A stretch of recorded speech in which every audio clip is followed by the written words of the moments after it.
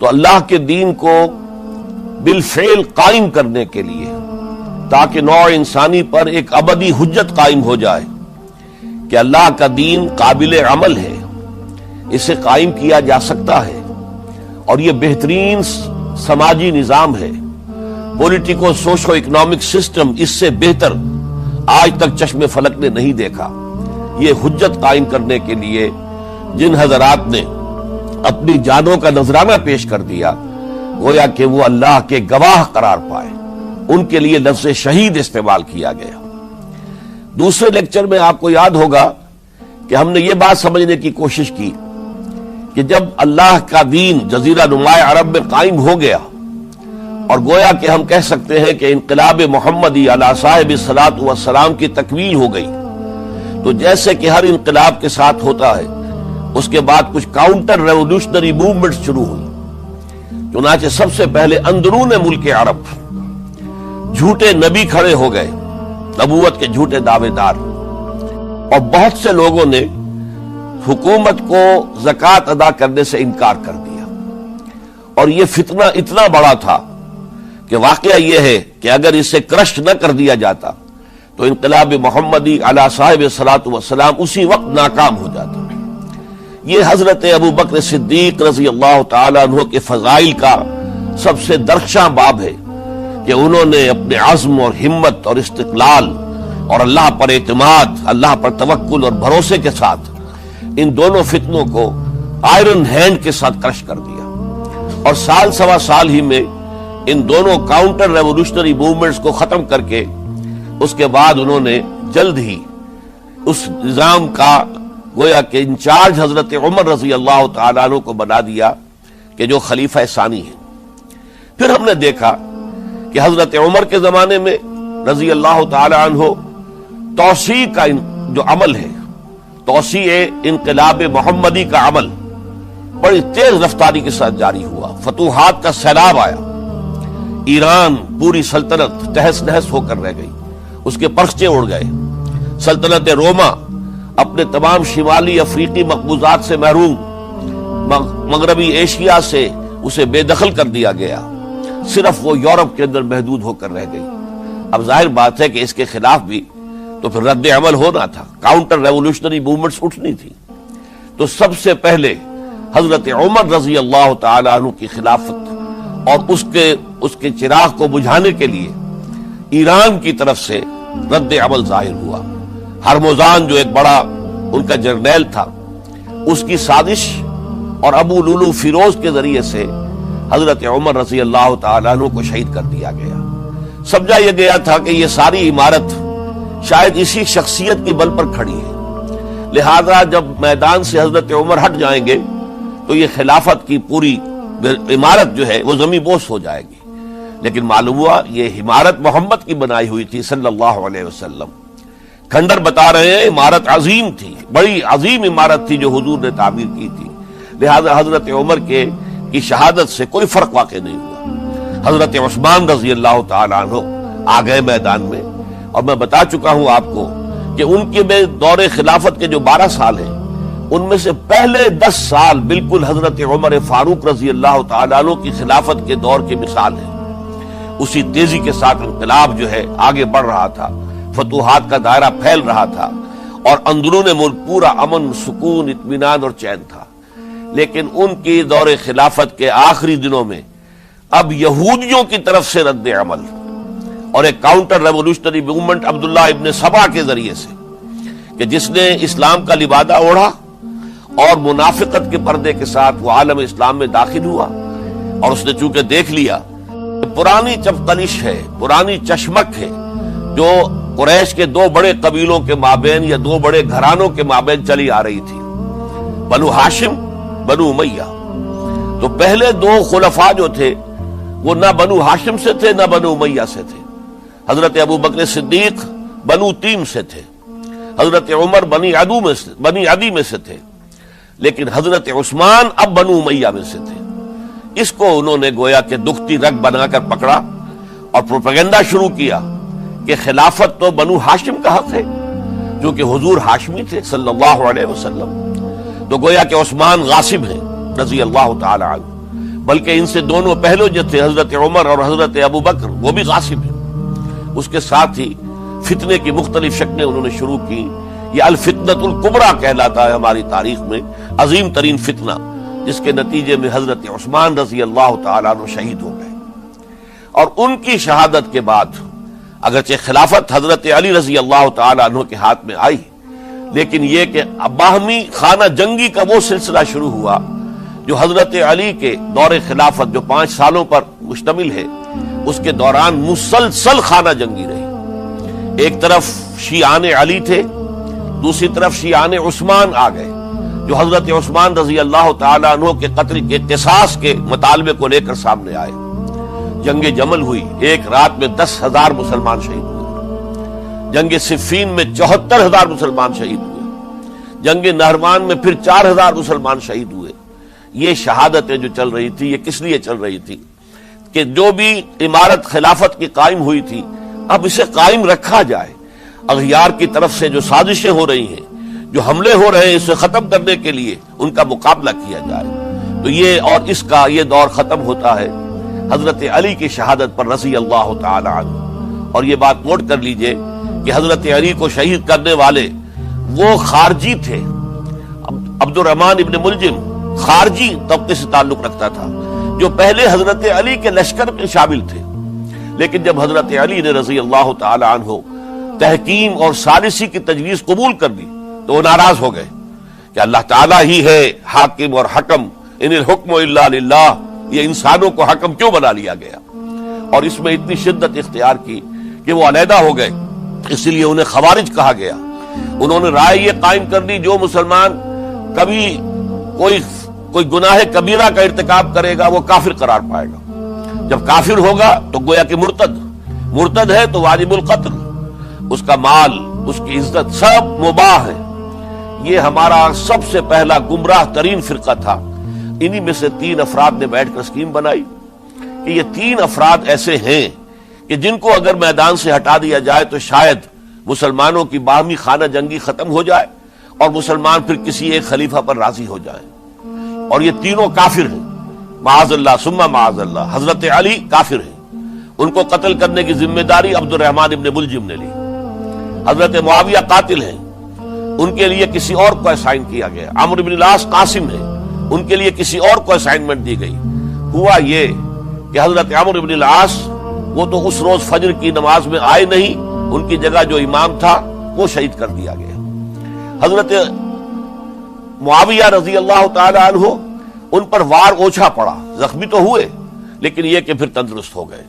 حضرت علی رضی اللہ تعالی عنہ پر بہت کاری وار ہوا اور حضرت علی رضی اللہ تعالی عنہ کی شہادت سن 35 ہجری میں ہو گئی. یہ جو خلافت راشدہ کا اختتام یا تو سن 35 ہجری میں حضرت علی کی شہادت سے سمجھا جائے گا، یا میری ذاتی رائے ہے کہ نہیں، اس میں حضرت حسن کا دور خلافت بھی شامل ہونا چاہیے. حضرت حسن کو کسی نے نامزد نہیں کیا تھا، نہ انہوں نے اپنی امیدواری کے ساتھ اپنے طاقت کے بل پر خلافت حاصل کی تھی، بلکہ حضرت علی سے جب یہ کہا گیا تھا کہ کیا ہم آپ کے بیٹے حسن کے ہاتھ پر بیعت کر لیں، تو انہوں نے فرمایا تھا کہ میں نہ تمہیں روکتا ہوں نہ حکم دیتا ہوں، یہ تمہارا معاملہ ہے، تم جسے مناسب سمجھو اس کے ہاتھ پر بیعت کر لو. حضرت حسن رضی اللہ تعالیٰ عنہ نے جن کے ہاتھ پر جو بیعت ہوئی، اب معاملہ یہ ہو گیا کہ امیر معاویہ رضی اللہ تعالیٰ عنہ وہ ایک لشکر لے کر شام سے چلے. حضرت حسن 50,000 آدمیوں کے ساتھ ادھر سے نکلے، لیکن یہ ہے کہ انہیں محسوس ہو گیا تھا کہ میرے ساتھیوں میں ایسا فسادی عنصر بھی موجود ہے جو عبداللہ ابن سبا کے ساتھیوں میں سے کہ وہ کسی اچھے کام کو پسند نہیں کرتا. لہذا انہوں نے پھر صلح کی پیشکش کی. حضرت معاویہ کو پیغام بھیجا کہ میں مصالحت چاہتا ہوں، بتائیے شرائط کیا ہیں. حضرت معاویہ نے بلینک پیپر بھیج دیا، سادہ کاغذ، کہ آپ جو شرائط چاہیں اس پر لکھ دیں، وہ مجھے قبول ہو گئے. حضرت حسن نے رضی اللہ تعالیٰ عنہ شرائط لکھ دی، حضرت معاویہ نے قبول کر لی، تو حضرت حسن دستبردار ہو گئے خلافت کے دعوے سے. اور اس کے بعد پھر حضرت امیر معاویہ کی خلافت کی بیعت کی گئی. اس سے پہلے انہوں نے خلافت کی بیعت نہیں لی تھی. یہ ہے سن 41 ہجری اور اسے عام الجماع کہا جاتا ہے، یعنی یہ اختتام ہے مسلمانوں کی خانہ جنگی کے دور کا پھر جمعیت ایک ہو گئی، پھر عالم اسلام متحد ہو گیا۔ اب پورا کا پورا عالم اسلام حضرت امیر معاویہ کے زیر خلافت تھا۔ اور حضرت امیر معاویہ کون ہے؟ وہ خود ایک صحابی رسول ہے، جلیل القدر صحابی رسول ہے۔ اور آپ کو میں نے کل بھی بتایا تھا کہ حضرت معاویہ رضی اللہ تعالی عنہ کی ایک ہمشیرہ ام حبیبہ رضی اللہ تعالی عنہ حضور کے ازواج مطہرات میں سے ہیں، تو حضور کے گویا کے برادر نسبت ہی ہوئے۔ جو چند لوگ جو وحی کے لکھنے پر جو کاتبین وحی جو حضور نے مقرر کیے تھے، ان میں سے ایک حضرت معاویہ بھی ہے۔ پھر حضرت معاویہ کے لیے حضور کی دعا ہمیں ملتی ہے، اللہم اجعلہ ہادیا مہدیا، اے اللہ اسے ہادی ہدایت دینے والا بنا دے اور مہدی بنا دے جو ہدایت یافتہ ہو۔ تو یہ ان کی شان ہے۔ اور پھر یہ کہ ان کے زمانے میں جب عالم اسلام متحد ہو گیا، داخلی خلفشار ختم ہو گیا، تو فتوحات کا سلسلہ بھی دوبارہ جاری ہو گیا۔ حضرت علی رضی اللہ تعالیٰ عنہ کے 5 سالہ دور خلافت میں کوئی توسیع نہیں ہو سکی تھی دارالاسلام کی، کوئی مزید علاقے جو ہیں سلطنت اسلامی میں شامل نہیں کیے جا سکے تھے، اس لیے کہ سارا معاملہ تو داخلی خلفشار کا تھا۔ وہ جو خانہ جنگی ہو رہی تھی، ایک دوسرے کی تیروں اور تلواروں اور نیزوں سے 1 لاکھ کے قریب مسلمان ختم ہو گئے تھے، تو اندر سے گویا کہ موشن ٹوٹ گیا اس سیلاب کا۔ تو سیلاب پھر دوبارہ جب امت جمع ہو گئی عام الجماع کے بعد، تو حضرت معاویہ رضی اللہ تعالیٰ عنہ ان کا دور خلافت اب 20 برس ہے۔ اندازہ کیجئے یہ پورے 20 برس کوئی اندرونی خلفشار نہیں ہوا، کوئی جھگڑا نہیں ہوا، کوئی فساد نہیں ہوا، بلکہ جو فتوحات کا دائرہ تھا شروع ہو گیا۔ بکرار اور سندھ کے علاقے فتح ہوئے، کابل اور یہ افغانستان کا علاقہ فتح ہوا، ترکستان کے علاقوں کے اندر پیش قدمی ہوئی۔ ادھر یہ کہ قیصر سلطنت روما کا اس کے مرکزی شہر قسطنطنیہ پر حملہ کیا گیا، جس کے لیے کہ حضور کی حدیث موجود تھی پیشن گوئی کے طور پر، اول جیش یغزو مدینۃ القیصر مغفورون لہم۔ حضور نے فرمایا تھا کہ جو پہلا لشکر قیصر کے شہر پر حملہ کرے گا تو وہ سب کے سب وہ مغفرت پا جائیں گے، اللہ تعالیٰ ان کی مغفرت فرما دے گا۔ اگرچہ کامیابی نہیں ہوئی، لیکن اس پیشن گوئی کی وجہ سے آپ کو معلوم ہے کہ حضرت ایوب رضی اللہ تعالی عنہ ان کو بھی اس پیشن گوئی کی وجہ سے، حالانکہ 90 برس سے اوپر عمر تھی، لیکن وہ بھی کہا انہوں نے کہ میں بھی اس میں جانا چاہتا ہوں، چنانچہ اس لشکر میں گئے، وہیں فوت ہوئے۔ بہرحال یہ سارے کارنامے اپنی جگہ پر، امن و امان اپنی جگہ پر، اس کے باوجود اہل سنت والجماعت حضرت معاویہ کے دور خلافت کو خلافت راشدہ میں شامل نہیں سمجھتے۔ اس کی وجہ کیا ہے؟ خلافت راشدہ کی شرط اولین قرآن مجید کے حکم کے مطابق امرہم شورا بینہم، مسلمانوں کے باہمی معاملات باہمی مشورے سے طے پاتے ہیں۔ حضرت ابوبکر صدیق رضی اللہ تعالیٰ عنہ سقیفہ بنی سعدہ کے اندر مشورے کے بعد ان کو منتخب کیا گیا اور ان کے ہاتھ پر بیعت ہوئی۔ حضرت عمر رضی اللہ تعالیٰ عنہ کو حضرت ابوبکر نے مسلمانوں سے مشورہ کر کے پھر نامزد کیا۔ حضرت عثمان کے لیے حضرت عمر رضی اللہ تعالیٰ عنہ نے اپنے جانشین کے لیے 6 افراد پر مشتمل کمیٹی بنا دی، جو بڑے سے بڑے جو اصحاب جو جن کے بارے میں کہا گیا ہے کہ جن کو دنیا ہی میں بشارت دے دی گئی تھی، جو عشرہ مبشرہ میں سے جو باقی تھے، ان کے اوپر مشتمل کمیٹی بنا دی کہ آپ لوگ طے کر لیں اور اپنے سے کسی ایک پر جمع ہو جائیں۔ اس اعتبار سے حضرت علی کے ہاتھ پر بھی جو بیعت ہوئی ہے تو وہ اہل مدینہ کے دباؤ پر ہوئی ہے، ان کے مطالبے پر ہوئی ہے۔ حضرت علی خود جو ہے وہ خلافت کے مدعی نہیں تھے، بلکہ انکار کرتے رہے، چونکہ فتنے کا دور تھا، حضرت عثمان شہید ہوئے تھے، مسلمانوں کے دل زخمی تھے۔ اس حالت میں وہ سمجھتے تھے کہ اگر میں یہ خلافت جو ہے اپنے ہاتھ میں لے لوں گا تو ہو سکتا ہے کہ اس کا حق ادا نہ کر سکوں، لیکن یہ کہ جب انہوں نے دیکھا کوئی اور بھی تیار نہیں، طلحہ بھی تیار نہیں، زبیر بھی تیار نہیں، تو آخر مسلمانوں کو بغیر امارت کے چھوڑا تو نہیں جا سکتا، تو حضرت علی نے وہ قبول کر لی۔ حضرت حسن کے بارے میں بتا چکا ہوں کہ ان کے بارے میں لوگوں نے کہا تو حضرت علی نے فرمایا میں نہ حکم دیتا ہوں نہ روکتا ہوں۔ لیکن حضرت امیر معاویہ رضی اللہ تعالیٰ عنہ صحابی بھی ہے، حضور کے قرابت دار بھی ہے، کاتبین وحی میں سے بھی ہے، پھر ان کا دور حکومت امن، سکون، اطمینان ہر طرح سے جو ہے 20 برس تک کوئی داخلی خلفشات نہیں ہوا، کوئی فساد نہیں ہوا، کوئی باہمی جنگ و جدل نہیں ہوا، بلکہ فتوحات کا دائرہ آگے بڑھا۔ اس کے باوجود چونکہ انہوں نے طاقت سے خلافت حاصل کی، لہذا ان کے دور خلافت کو ہم خلافت راشدہ میں تسلیم نہیں کرتے، حالانکہ وہ خود راشد ہیں، اس لیے کہ تمام صحابہ کرام کے بارے میں سورہ حجرات میں فرمایا وَلَكِنَّ اللَّهَ حَبَّبَ إِلَيْكُمُ الْإِيمَانَ وَزَيَّنَهُ فِي قُلُوبِكُمْ وَكَرَّهَ إِلَيْكُمُ الْكُفْرَ وَالْفُسُوقَ وَالْعِصْيَانَ أُولَٰئِكَ هُمُ الرَّاشِدُونَ۔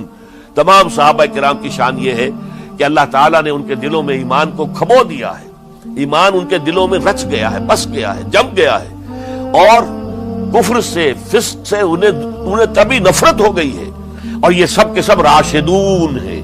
تو تمام صحابہ راشدون ہیں، اس اعتبار سے خود حضرت امیر معاویہ بھی راشدون میں شامل ہیں، لیکن خلفائے راشدین میں شامل نہیں ہیں۔ خلفائے راشدین عام طور پر تو ہم کہتے ہیں حضرت ابوبکر، حضرت عمر، حضرت عثمان، حضرت علی۔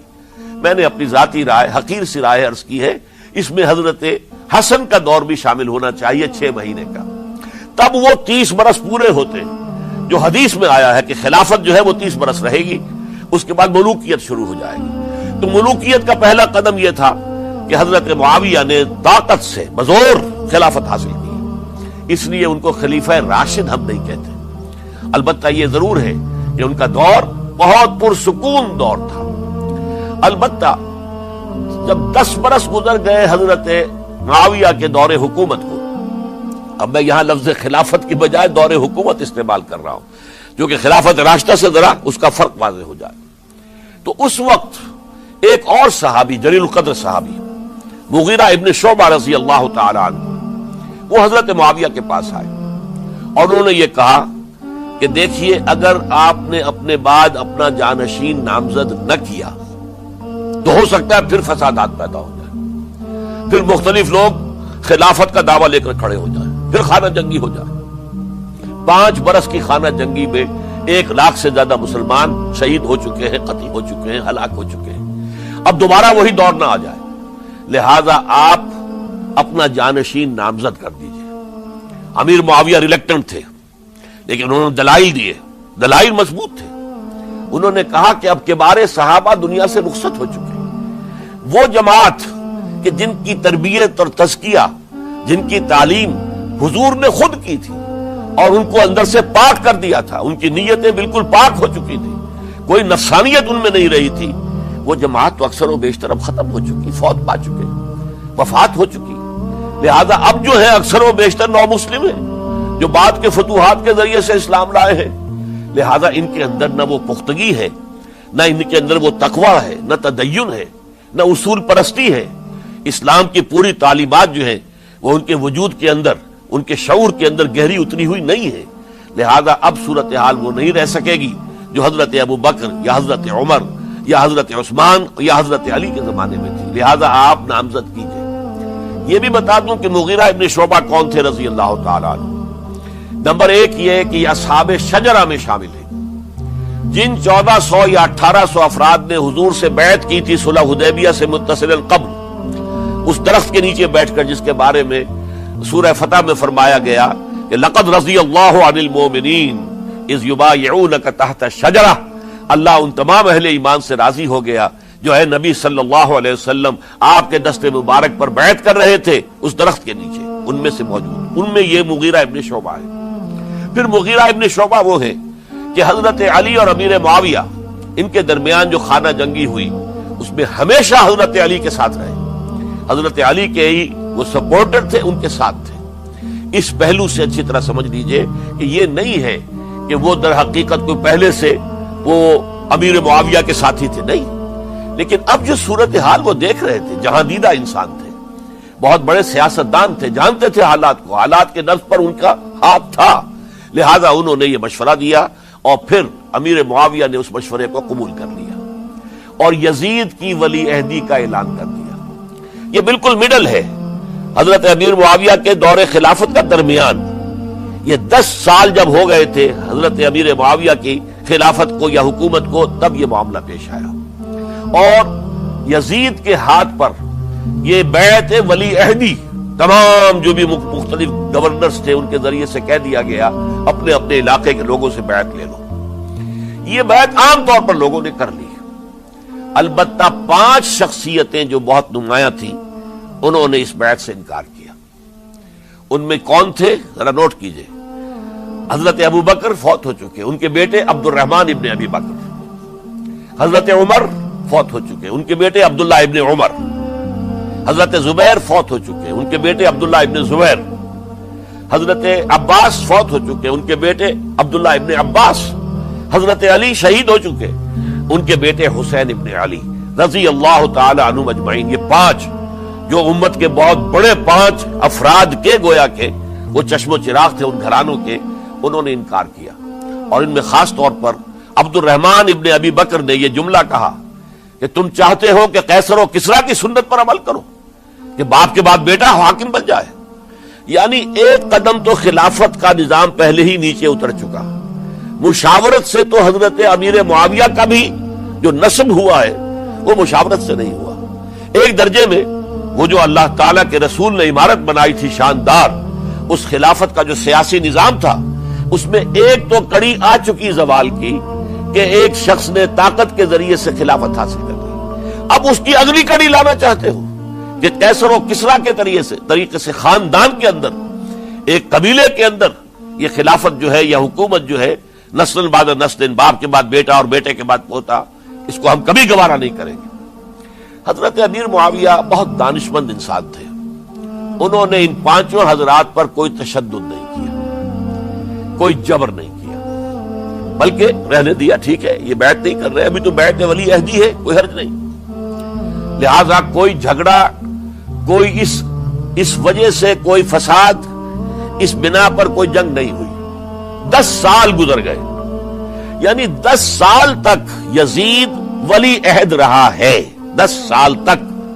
اور اس سوائے ان 5 بڑی شخصیتوں کے جو پوری امت تھی، عوام الناس تھے، ان سب نے اسے قبول کیا.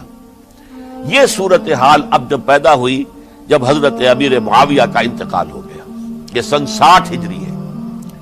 اب سوال پیدا ہوا کہ وہ ولی عہدی کی بیعت اب بیعت خلافت میں منتقل ہو جائے گی. لہذا پھر یہ ہوا کہ سب لوگوں سے، سب گورنروں کو لکھ دیا گیا تمام صوبوں کے اندر کہ اپنے اپنے لوگوں سے بیعت لے لو. ظاہر بات ہے کہ وہاں کوئی ریفرنڈم نہیں ہوتا تھا، کوئی ووٹ نہیں ہوتے تھے کہ اس کی پرچیاں ڈالی جا رہی ہوں، ایک شخص سے رائے لینا نہیں ہوتی تھی. بلکہ اس وقت کی جمہوریت یہ تھی اور شورائیت یہ تھی کہ ڈفرنٹ کلینز ہیں، ڈفرنٹ فیملیز ہیں، ڈفرنٹ ٹرائبز ہیں، ان کے سردار، ان کے بڑے لوگ، ان کے اہم لوگ بیعت کر لیں تو گویا کہ سب کی بیعت ہو گئی. وہ ایک قبائلی نظام تھا اور اس میں یہ نہیں تھا نظام کے ووٹ بنے ہوئے ہوں اور اس کی پرچیاں ڈالی جا رہی ہوں. تو تمام عالم اسلام نے گویا کہ بیعت قبول کر لی اب یزید کی بحیثیت خلیفہ. اب وہ جو 5 آدمی تھے ان میں سے ایک فوت ہو چکے تھے، حضرت عبد الرحمن ابن ابی بکر رضی اللہ تعالی عنہما، دونوں فوت ہو گئے.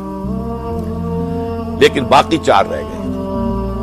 ان 4 کو نوٹ کیجئے، اور یہ بڑا سینسٹیو ایشو ہے جس پر میں اب گفتگو کر رہا ہوں. ان 4 میں کون ہیں؟ عبداللہ ابن عباس، عمر میں سب سے بڑے وہ ہیں، اور ان کی شان یہ ہے کہ انہیں حبر الامہ کہا گیا ہے، امت کے سب سے بڑے عالم، اور قرآن مجید کے وہ سب سے پہلے مفسر ہیں. اصل جو جتنی بھی تفسیری روایات ہمیں ملتی ہیں حضرت عبداللہ ابن عباس کے شاگردوں سے، تابعین سے، لہذا ان کا بہت اونچا مقام ہے. حضرت عبداللہ ابن عمر، ان کا مقام بھی آپ کو معلوم ہے، حدیثوں کی کتنی بڑی تعداد ہے جو عبداللہ ابن عمر سے مروی ہے، اور اس کو سلسلۃ الذہب کی پہلی کڑی کہا جاتا ہے. روایت حدیث میں جو سنہری زنجیر ہے اس کا آغاز حضرت عبداللہ ابن عمر ہے. ایک طرف یہ دونوں ہو گئے. ان دونوں کی رائے کیا ہوئی؟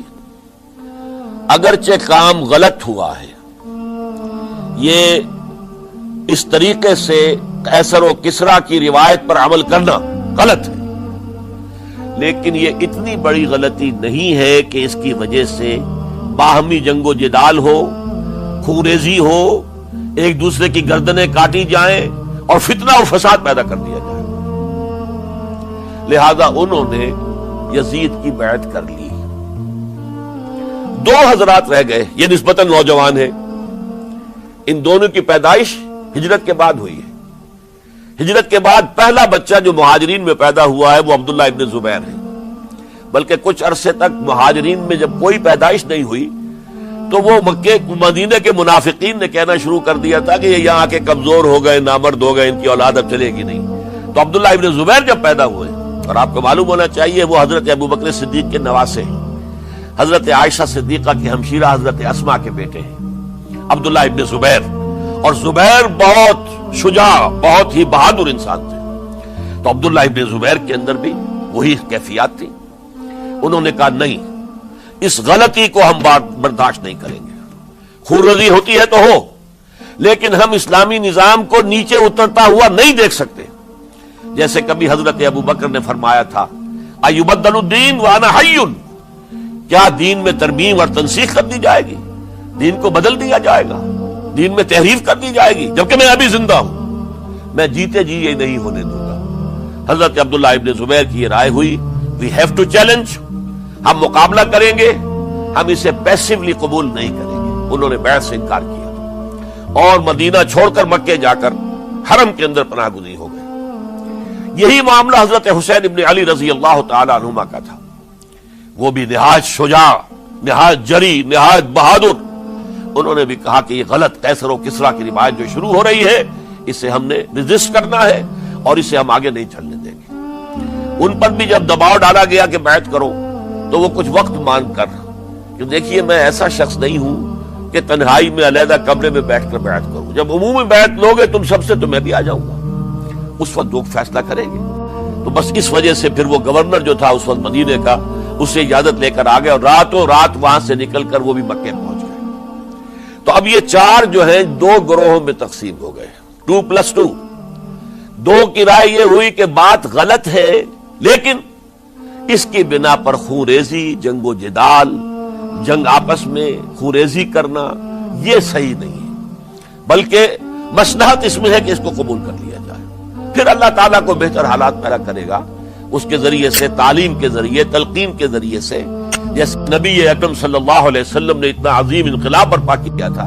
ہم کوشش کریں گے کہ نظام حکومت کی اصلاح ہو جائے، لیکن اس وقت اگر ہم اڑ گئے تو پھر گویا کہ خون ریزی اور فساد اور باہمی جو جنگ ہے وہ شروع ہو جائے گی۔ اور دو حضرات کی رائے ہوئی کہ نہیں، ہمیں ہر صورت میں رجسٹ کرنا ہے، خون ریزی ہوتی ہے تو ہو، ہمیں جانیں دینی پڑتی ہے تو دیں گے، ہم شہادت قبول کریں گے، لیکن اس غلطی کو قبول نہیں کر سکتے۔ تو میں اس کے لیے عرض کر رہا ہوں، یہ تیسری شہادتوں کا جو دور شروع ہوا ہے، پہلا شہادتوں کا دور حضور کا دور، دین کو قائم کرنے کی جد و جہد میں جنہوں نے جانے دی ہیں۔ دوسرا دور اس دین کے خلاف جو کاؤنٹر ریولوشنری موومنٹس آئی ہیں ان کو رفع کرنے کے لیے جانے دینا، ہزاروں صحابہ کی جانیں اس میں بھی گئی ہیں، وہ سیلمہ ابن کذاب ہو یا مانعین زکوٰۃ ہو، ان کے خلاف جو جہاد ہوا۔ پھر ظاہر بات ہے کہ حضرت عثمان رضی اللہ تعالیٰ عنہ کے بعد جو فساد ہوا، وہ شہادتیں کیا تھی؟ اس دین کے نظام کو قائم رکھنے کے لیے، انٹیکٹ رہے، دشمن اس کے اندر رکھنے ڈالنے میں کامیاب نہ ہو جائے۔ اب تیسرا دور وہ آ رہا ہے کہ جبکہ داخلی طور پر اس نظام خلافت کے اندر زوال شروع ہو رہا ہے، اس زوال کو روکنے کے لیے کہ وہ اپنی اصل جو خلافت کا نظام اللہ نے اور اس کے رسول نے دیا ہے اس کی بنیاد پر قائم رہے، لہذا ہم ریزسٹ کریں گے اس تبدیلی کو اور میدان میں آ کر مقابلہ کریں گے۔ یہ حضرت عبداللہ ابن زبیر رضی اللہ تعالی عنہما اور حسین ابن علی رضی اللہ تعالی عنہما، اب ان دونوں میں ایک اختلاف ہوا۔ حضرت عبداللہ ابن زبیر کی رائے یہ تھی کہ یہ مکہ ہے، یہ اللہ کا گھر ہے، یہ حرم ہے، اور یہاں کے لوگ بہت سے برے اثرات سے ابھی تک بچے ہوئے ہیں، پاک ہیں، لہذا ہمیں یہاں رہنا چاہیے۔ اس کو مرکز بنا کر ظاہر بات ہے اسی مکے سے محمد الرسول اللہ صلی اللہ علیہ وسلم نے دعوت شروع کی تھی، وہیں سے وہ پھیل کر جو ہے ایک عظیم انقلاب کی شکل اس نے اختیار کی تھی، ایک عظیم مملکت جو ہے حضور چھوڑ کر گئے تھے۔ تو ہمیں مکے میں رہ کر ہی اپنی تحریک شروع کرنی چاہیے، لیکن ادھر حضرت علی کے پاس پیغام آ رہے تھے کوفے سے۔ کوفہ چونکہ حضرت حسین کے پاس پیغام آ رہے تھے کوفے سے، چونکہ کوفے کو حضرت علی نے دار الخلافہ بنا لیا تھا، اور وہاں سمجھا جاتا تھا کہ حضرت علی کے ہمدرد اور حضرت شیعان علی جنہیں ہم کہیں، ان کے ساتھی ہم خیال، یہ لوگ ہیں کثرت کے ساتھ. اور وہاں سے اب خطوط کا تانتا شروع ہو گیا، آپ یہاں آئیے، ہم بےتاب ہیں، آپ کا استقبال کریں گے، آپ کے ہاتھ پر بیعت کریں گے، تاکہ یہ جو قیصر و کسریٰ کی سنت شروع ہو رہی ہے اس کو روکا جا سکے. وہ تانتا بندھا ہوا ہے خطوط کا. تو حضرت حسین رضی اللہ تعالیٰ عنہ نے فیصلہ کر لیا کہ میں کوفے جاؤں گا. حضرت زبیر روکتے رہ گئے کہ نہیں، کوفیوں پر اعتماد نہ کیجیے، یہ زبانی کلامی ساتھ دیتے ہیں، جب ڈنڈا چلتا ہے تو پھر یہ ہٹ جاتے ہیں میدان سے، ان پر اعتماد نہ کریں آپ. لہذا یہی مکے میں رہیے اور ہم دونوں مل کر ایک بڑی طاقت بن جائیں گے. اور یہ مکہ جو ہے ہمارے لیے حصار ہے، یہ ہمارے لیے پناہ گاہ ہے، یہاں سے اس دعوت کا آغاز کیا جائے. اب یہ افسوس ہے، اسے اللہ کی مشیت سمجھا جائے، اللہ کی مرضی ہے. جو کچھ ہوتا ہے وہ تو بے اذن رب ہوتا ہے. اللہ اپنی مصلحتوں سے ہم سے زیادہ واقف ہے، ہم تو نہیں سمجھ سکتے. حضرت حسین نے فیصلہ کیا اور ڈٹ گئے اس فیصلے پر کہ میں کوفے جاؤں گا. اب یہ بھی بات قرآن مجید میں آیا ہے، حضور سے خطاب کر کے فرمایا گیا فَإِذَا عَزَمْتَ فَتَوَكَّلْ عَلَى اللَّهِ. جب ایک مرتبہ آپ ایک ارادہ کر لیں تو پھر اللہ پر توکل کیجئے. پھر یہ نہیں کہ کبھی آگے کبھی پیچھے جاؤں یا نہ جاؤں، یہ نہیں، یہ تردد یہ نہیں، بلکہ یہ کہ ایک فیصلہ کر کے ڈٹ جائیے، اس لیے کہ جو بھی نتیجہ ہے وہ تو اللہ کے ہاتھ میں ہے. لہذا اللہ پر توکل کیجئے. فَإِذَا عَزَمْتَ فَتَوَكَّلْ عَلَى اللَّهِ. لہذا سب نے سمجھایا حضرت حسین کو کہ آپ کوفے نہ جائیں. سمجھانے والوں میں حضرت عمر بھی تھے رضی اللہ، حضرت عبداللہ ابن عمر بھی تھے رضی اللہ تعالی عنہ. اگرچہ کوئی قرابت داری جو ہے قریبی نہیں تھی، لیکن بہرحال امت کی ایک شخصیت، عظیم شخصیت تھے. سمجھانے میں سب سے زیادہ زور صرف کیا ہے حضرت عبداللہ ابن عباس نے رضی اللہ تعالی عنہما. اور حضرت عبداللہ ابن عباس کون ہے؟ ایک رشتے سے حضرت حسین کے چچا ہیں، ایک رشتے سے حضرت حسین کے نانا ہیں. کیوں؟ حضرت علی اور حضرت عبداللہ ابن عباس چچا زاد بھائی ہیں. عباس کے بیٹے، ابو طالب کے بیٹے، عباس اور ابو طالب بھائی ہیں. تو یہ فرسٹ کزن تھے حضرت علی اور عبداللہ ابن عباس رضی اللہ تعالی عنہ. لہذا انہوں نے جب کہا تو گویا کہ ایک چچا ایک بزرگ سمجھا رہا ہے. اور دوسرے رشتے سے حضور نانا تھے حضرت حسین کے، اور حضور بھی کزن تھے حضرت عبداللہ ابن عباس کے، چچا زاد بھائی. اس حوالے سے سمجھ لیجئے کہ حضور کے کزن نانا کے درجے میں آ گئے. تو یہ دو رشتے تھے حضرت عبداللہ ابن عباس کے، اور انہوں نے بڑی الہا و زاری کے ساتھ، بڑی اپنے مقام سے نیچے اتر کر خوشامد کی ہے. حسین خدا کے لیے باز آ جاؤ، حسین خدا کے لیے باز آ جاؤ. حسین اگر جانا ہی ہے تو اپنے بال بچوں کو لے کر نہ جاؤ. جس طریقے سے تمہارے باپ حضرت علی رضی اللہ تعالیٰ عنہ کو کوفہ کے اندر ذبح کر دیا گیا، کہیں ایسا نہ ہو کہ تمہیں بھی تمہارے بال بچوں کے سامنے ذبح کر دیا جائے. باز آ جاؤ. لیکن حضرت حسین اب اللہ کی طرف سے ان کے دل میں ایک ارادہ پختہ ہو چکا تھا، اور انہوں نے حضرت مسلم بن عقیل کو بھیجا تھا کہ جاؤ میری طرف سے کوفے والوں سے بیعت لے اور پھر مجھے اطلاع دو. وہ گئے، وہاں 12,000 افراد نے بیعت کر لی. اب ان کا خط آ گیا کہ یہاں تو فضا بالکل ہموار ہے، اتنے لوگوں نے بیعت کی ہے، باقی بھی جیسے ہی آپ سامنے آ جائیں گے سب بیعت کر لیں گے. لہذا یہاں پر کوئی ریزسٹنس کے لیے گویا کہ ہمارے پاس طاقت اس کوفے کے اندر بہت مضبوط طاقت ہوگی کہ ہم یزید کی حکومت کے خلاف ریزسٹ کر سکیں. اس کے بعد ہوا کیا؟ یزید نے عبید اللہ ابن زیاد کو گورنر بنا کر بھیج دیا. یہ شخص تھا بہت ڈنڈا چلانے والا. اس نے سختیاں شروع کی تو بہت سے لوگ اس بیعت سے تائب ہو گئے. لیکن مسلم بن عقیل وہ میدان میں آئے اور ان کے ساتھ ہزاروں آدمی آ گئے جنہوں نے بیعت کی تھی، ابھی تک بیعت پر قائم تھے، اور انہوں نے گورنر کے گھر کا گھیراؤ کر لیا. گورنر کے ساتھ 30-40 آدمی تھے کل. وہ چھتوں پر چڑھ گئے، وہاں سے پتھراؤ کیا، اور وہاں سے جو 30-40 آدمی کوفے کے تھے ان سے کہا تم اپنے اپنے لوگوں کو کہو کہ چلے جائیں واپس یہاں سے. انہوں نے اوپر سے کہنا شروع کیا، ڈرایا، بہت خوفناک نتیجہ نکلے گا، اب عبید اللہ ابن زیاد تم سب کو ہلاک کر دے گا.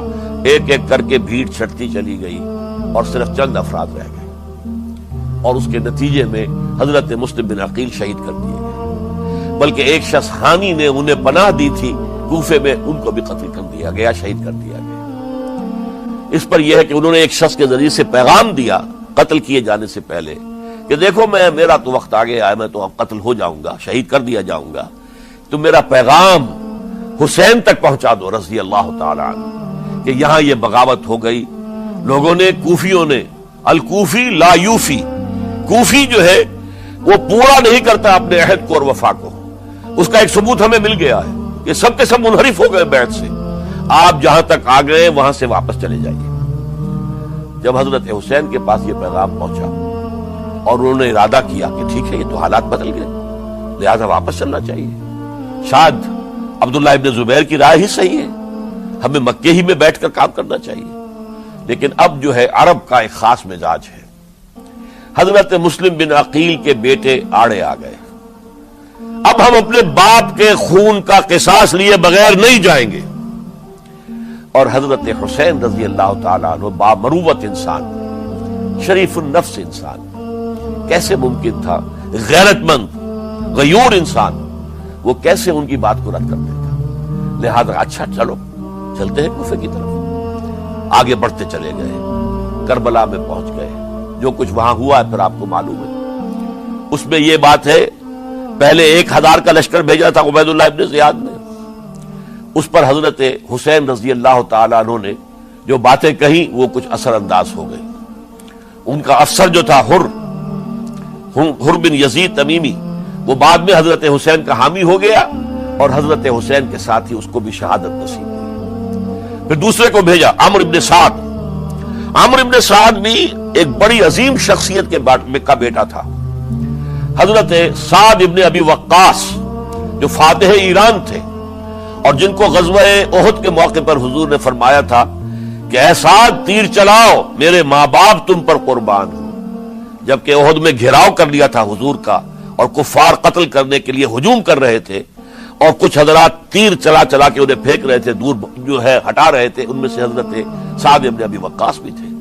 پھر وہ فاتح ایران تھے، اسی لیے گورنر بن گئے تھے ایران کے۔ سعد جو ہے ان کا بیٹے، یہ عمرو جو ہے یہ اب ایک بڑے صوبے کا گورنر بھی تھا، اس وقت 4000 آدمی دے کر بھیجا، وہ بھی نرمی کرتا رہا، اس نے کوئی تشدد نہیں کیا، اس کے اندر بہرحال اپنے عظیم باپ کے خون کا کچھ اثر تھا۔ لیکن یہ کہ پھر ابن زیاد کو اطلاع مل گئی کہ عمرو ابن سعد جو ہے وہ تو لے تو لال کر رہا ہے، حملہ نہیں کر رہا، قتل نہیں کر رہا، بلکہ یہ کہ وہ تو اس راستہ بھی دینے کے لیے تیار ہے کہ نہ مدینے کی طرف جائیے اور نہ آپ مکے کی طرف جائیے، نہ کوفے کی طرف جائیے، بلکہ آپ چاہے تو دمشق چلے جائیں، یزید سے اپنا معاملہ کر لیں۔ اس پر ابن زیاد نے پھر وہاں سے خط لکھا ہے، میں نے تمہیں اس کام کے لیے بھیجا تھا، میں نے تمہیں حکم دیا تھا حسین سے میری بیعت لو، یعنی میری بیعت کے ذریعے یزید کی بیعت لو اور اسے پکڑ کر لا کر میرے سامنے پیش کرو۔ لہذا پھر اس نے ایک بہت خوخار شخص کو زیادہ فوج دے کر بھیجا ہے، اور وہ جو ہے اس نے آ کر جو ہے شمر نے پھر اس نے فیصلہ کن معاملہ کیا۔ حضرت حسین رضی اللہ تعالیٰ عنہ نے ان دنوں میں جو وہاں گزرے، جتنے بھی کوفی آئے ہوئے تھے نا، اکثر و بیشتر تو کوفے کے لوگ تھے، ان سے کہا کہ میں خود نہیں آیا، تم نے مجھے بلایا تھا، اے فلاں ابن فلاں کیا تم نے مجھے خط نہیں لکھا تھا کہ آؤ؟ اے فلاں ابن فلاں کیا تم نے مجھے پیغام نہیں بھیجا تھا کہ یہاں تشریف لائیے؟ اور دیکھو میرے پاس تمہارے خطوط موجود ہیں۔ وہ ایک تھیلا جس میں کہ خطوط ہے وہ ملا کے میدان میں رکھ دیا۔ یہ حضرت حسین رضی اللہ تعالیٰ عنہ کی شرافت اور اپنی صاف دلی، کوئی اس کے اندر عیاری نہیں تھی ان کے اندر، معاذ اللہ ثم معاذ اللہ، لیکن یہ کہ اس کا نتیجہ اچھا نہیں نکلا۔ نتیجہ کیا نکلا؟ اب انہیں پتا چل گیا کوفیوں کو، اگر اب حسین زندہ دمشق پہنچ گئے یزید کے پاس تو یہ ہم سب کا بھاڑا پھوڑ دیں گے، ہماری شامت آ جائے گی، لہذا اب تو کسی صورت انہیں زندہ نہیں رہنے دینا۔ ایک بڑا اہم واقعہ نوٹ کر لیجیے اس کو، اس لیے کہ حضرت حسین نے ایک ایک کا نام لے کر اے فلاں ابن فلاں، اے فلاں ابن فلاں، اے فلاں ابن فلاں، کیا تم نے خط نہیں لکھا تھا؟ کیا تمہارا پیغام نہیں تھا؟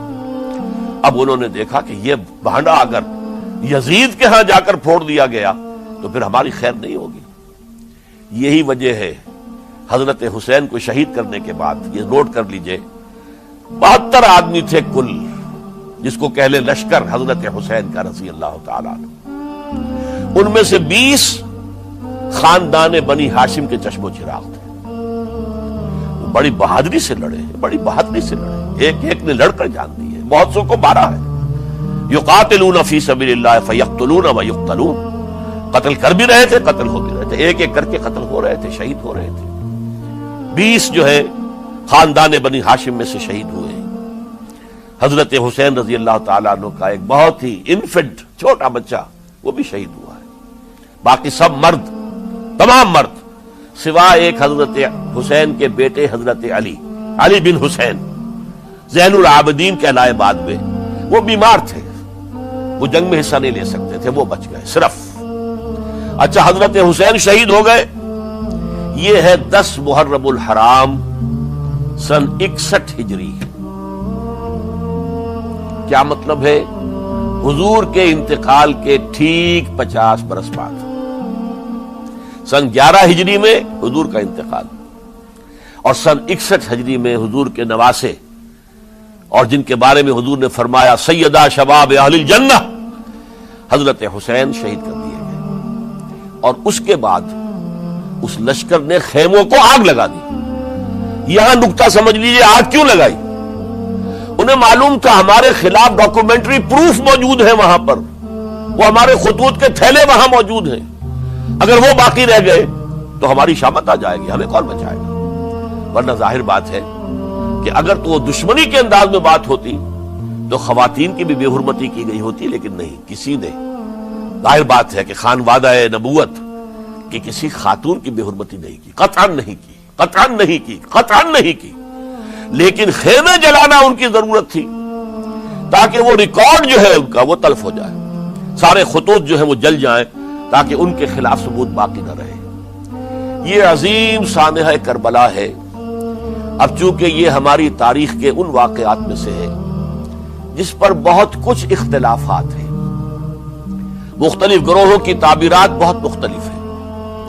ایک طرف اہل تشیع کا اپنا بیان ہے، دوسری طرف اہل سنت کا ایک اجماعی بیان ہے، تیسری طرف کچھ ایسے لوگ پیدا ہو گئے ہیں جو حضرت حسین رضی اللہ تعالیٰ عنہ پر الزام لگا رہے ہیں اہل سنت میں سے کہ وہ تو حکومت کے طالب تھے، اقتدار کے خواہش مند تھے، واجب القتل تھے۔ معاذ اللہ ثم معاذ اللہ ثم معاذ اللہ۔ حضرت حسین اگرچہ صغار صحابہ میں سے تھے، یعنی حضور کی حیات طیبہ میں ابھی چھوٹے بچے تھے، لیکن ان کا شمار صحابہ میں ہے۔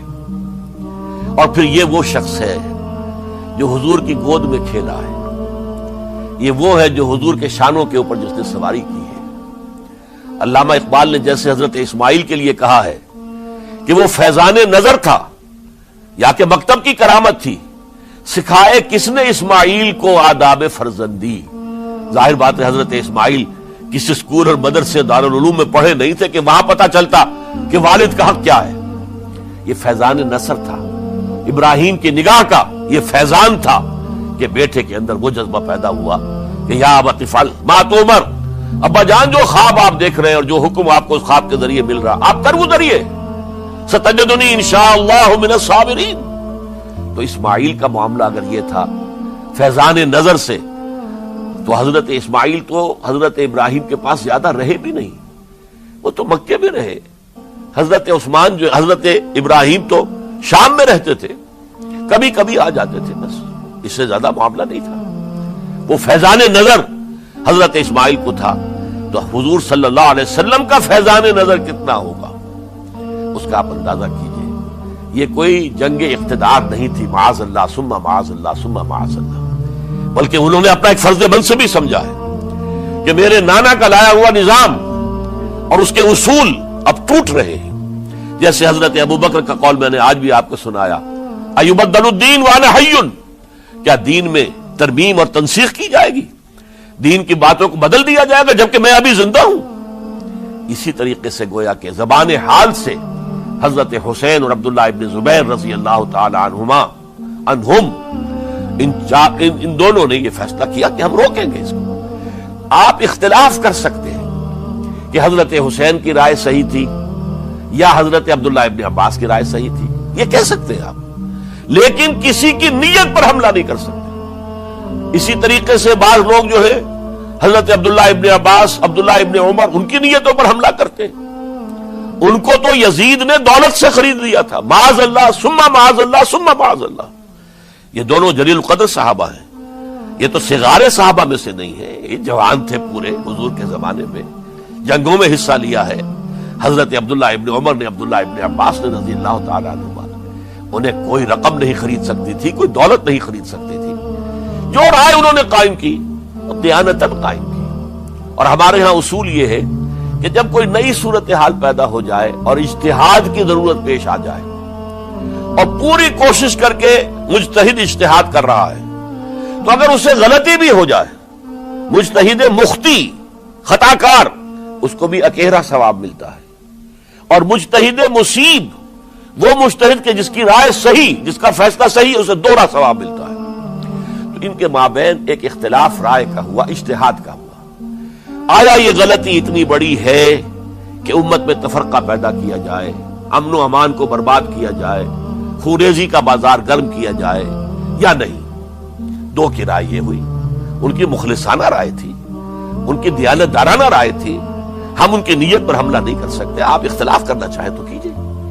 اسی طرح حضرت عبداللہ ابن زبیر اور حضرت حسین ابن علی رضی اللہ تعالی عنہ، ظاہر بات ہے کہ ان کا بھی ایک اجتہادی رائے تھی کہ نہیں، یہ دین کے نظام کے اندر بہت بڑا رکھنا پڑ رہا ہے، یہ تو اب قیصر و کسریٰ کی سنت شروع ہو رہی ہے، یہ اسلام کے دین کے اوپر طریقہ نہیں، عمل نہیں ہو رہا ہے، تو ہم اسے اپنی جانوں کا نذرانہ دے کر بھی اسے روکیں گے، روکنے کی کوشش کریں گے، رکے نہ رکے ہم اپنی جانیں دے دیں گے۔ یہ بھی دیانت دارانہ رائے تھی، مخلصانہ رائے تھی، ان کی نیت پر کوئی حملہ کم سے کم اہل سنت والجماعت میں سے کسی شخص کو حق نہیں ہے۔ اس لیے کہ اہل سنت والجماعت کا کہنا یہ ہے، الصحابۃ کلہم عدول، صحابہ جتنے بھی ہیں وہ سب کے سب عدول ہیں، ان میں بدنیتی نہیں آ سکتی، خطا ہو سکتی ہے۔ اہل سنت کے نزدیک معصومیت خاصہ نبوت ہے، نبوت ختم ہو گئی محمد رسول اللہ صلی اللہ علیہ وسلم پر، آپ کے بعد معصوم کوئی نہیں، ابو بکر بھی معصوم نہیں، عمر بھی معصوم نہیں، عثمان بھی معصوم نہیں، علی بھی معصوم نہیں رضی اللہ تعالیٰ عنہ اجمعین۔ تو معصوم کون ہوگا؟ عبداللہ ابن عباس بھی معصوم نہیں، عبداللہ ابن زبیر بھی جو ہے معصوم نہیں، حسین ابن علی بھی معصوم نہیں، اسی طریقے سے عبداللہ ابن عمر، عبداللہ ابن زبیر، کوئی معصوم نہیں۔ انہوں نے اپنی رائے قائم کی ہے، اس پر عمل کیا ہے دیانت دارانہ، سنسیریٹی کے ساتھ، اور ان کے لیے اللہ تعالیٰ کے ہاں ہر طرح کا اجر و ثواب ہے، سب کے لیے۔ حضرت عبداللہ ابن زبیر کی رائے اس اعتبار سے بہتر ثابت ہوئی، انہوں نے مکے میں پھر حکومت قائم کی، 9 برس تک ان کی حکومت قائم رہی، بنو امیہ ختم نہیں کر سکے اسے۔ سن 73 میں جا کر ان کی شہادت ہوئی ہے، اور ایک مرحلہ تو وہ بھی آیا تھا کہ شام اور مصر کی دونوں صوبے جو ہیں وہ بھی ان کے تحت آ گئے تھے۔ تو واقعہ یہ ہے کہ اگرچہ حضور نے ہمیں منع کیا ہے کہ کبھی یہ نہ کہا کرو کہ ایسا ہوتا تو ایسا ہو جاتا، نہیں، جو ہوا اللہ کی مرضی سے ہوا، اللہ کے اذن سے ہوا۔ حدیث کے الفاظ ہیں، ان کلمۃ اللہ تفتح عمل الشیطان، یہ جو لو کاش یہ ہو جاتا، کاش یوں ہو جاتا تو بڑے اچھے نتیجے نکلتے، یہاں سے شیطان کا عمل شروع ہو جاتا، ورنہ واقعہ یہ ہے کہ دل سے یہ بات نکلتی ہے۔ اگر حضرت حسین اور عبداللہ ابن زبیر یکجا ہو جاتے اور مکے کو اپنا مرکز بنا کر جو عظیم مقصد انہوں نے اپنے سامنے رکھا تھا کہ یہ جو روایت غلط آ رہی ہے اسلام کے دینی سیاسی نظام کے اندر، اس کو ہم روکیں گے، تو اللہ تعالیٰ انہیں کامیابی عطا فرما دیتا۔ لیکن یہ پھر ہم کہیں گے ما شاء اللہ کان وما لم یشاء لم یکن، جو اللہ نے چاہا وہ ہوا، اور جو اللہ نے نہیں چاہا وہ نہیں ہوا۔ حضرت حسین کو وہ عظیم شہادت اللہ نے دینی تھی، وہ اونچا مقام عطا کرنا تھا، اور پھر ان کی عظیمت، ان کا صبر، ان کا ثبات، ان کا استقلال، معلوم ہوا کہ اللہ تعالیٰ نے انسانوں کے اندر کتنی کچھ طاقت رکھی ہوئی ہے اور کتنی کچھ صلاحیتیں اللہ نے ودیعت کی ہیں۔ وہ جس طرح ڈٹے رہے، کھڑے رہے، واقعہ یہ ہے کہ وہ بھی نوع انسانی کے لیے ہمیشہ کے لیے ایک سبق ہے، اور وہ سبق یہ ہے کہ آپ حق، جو بھی آپ حق سمجھیں، اس حق کے اوپر ڈٹ کر کھڑے ہو جائیں، اور اس میں پرواہ نہ کیجئے کہ آپ کی نفری کم ہے یا آپ کے ساتھ تعداد زیادہ، کوئی خیال نہ کیجئے، اس کے فکر نہ کیجئے کہ حالات ادھر ہیں یا ادھر ہیں، حالات سازگار آپ کے دشمن کے ساتھ ہیں یا آپ کے ساتھ ہیں، کوئی فکر نہ کیجئے۔ حق حق ہے، اس کا ساتھ دینا لازم ہے، اس کے لیے جان دے دینا یہ سب سے بڑی کامیابی ہے۔ وَلَا تَقُولُوا لِمَن يُقْتَلُ فِي سَبِيلِ اللَّهِ أَمْوَاتٌ، ہرگز نہ کہنا ان کو جو اللہ کی راہ میں قتل ہو جائیں کہ وہ مردہ ہیں، بل احیاء، وہ تو زندہ ہیں، ولیکن لا تشعرون، یہ تمہیں شعور نہیں ہے۔ وَلَنَبْلُوَنَّكُمْ، اب یہ تمام مسلمانوں سے خطاب ہو رہا ہے، ہم تمہیں لازماً آزمائیں گے، بِشَيْءٍ مِّنَ الْخَوْفِ، خوف سے، والجوع، اور بھوک اور فقر و فاقے سے۔ حضرت حسین اور ان کے ساتھیوں کو پیاس کے ذریعے سے آزمایا گیا، حالانکہ دریا دور نہیں ہے لیکن پانی بند کر دیا گیا، کیسی کیسی شدت اور کیسے کیسے سخت حالات کا سامنا کیا، لیکن جھکے نہیں، گردن نہیں جھکی، ڈٹے رہے اپنے موقف کے اوپر۔ وَلَنَبْلُوَنَّكُمْ بِشَيْءٍ مِّنَ الْخَوْفِ وَالْجُوعِ وَنَقْصٍ مِّنَ الْأَمْوَالِ وَالْأَنفُسِ وَالثَّمَرَاتِ، اور ہم تمہیں جانی اور مالی نقصانات کے ذریعے سے آزمائیں گے۔ وَبَشِّرِ الصَّابِرِينَ، اور اے نبی بشارت دے دیجئے صبر کرنے والوں، الَّذِينَ إِذَا أَصَابَتْهُمْ مُصِيبَةٌ، وہ کہ جن کو اگر کوئی مصیبت آئے، ان پر نازل ہو جائے، قالوا، تو وہ کہیں گے، اِنَّا لِلَّهِ وَإِنَّا إِلَيْهِ رَاجِعُونَ، ہم اللہ ہی کے ہیں، اللہ ہی کی طرف ہمیں لوٹ جانا ہے۔ أُولَئِكَ عَلَيْهِمْ صَلَوَاتٌ مِّن رَّبِّهِمْ وَرَحْمَةٌ، یہ ہیں وہ جن پر ان کے رب کی طرف سے صلوات ہے، درود ہے اور رحمت ہے۔ وَأُولَئِكَ هُمُ الْمُهْتَدُونَ، اور یہی ہدایت یافتہ ہے۔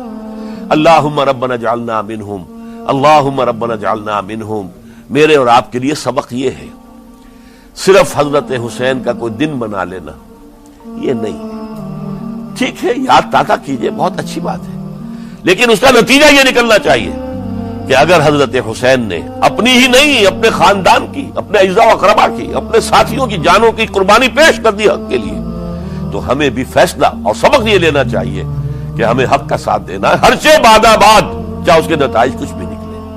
اقول قولی ھذا واستغفر اللہ لی ولکم ولسائر المسلمین۔ Twinkle, twinkle, little star, how I wonder what you are.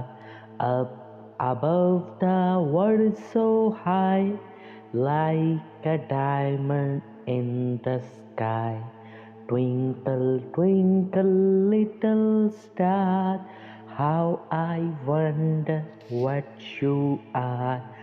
Up above the world so high, like a diamond. Twinkle, twinkle.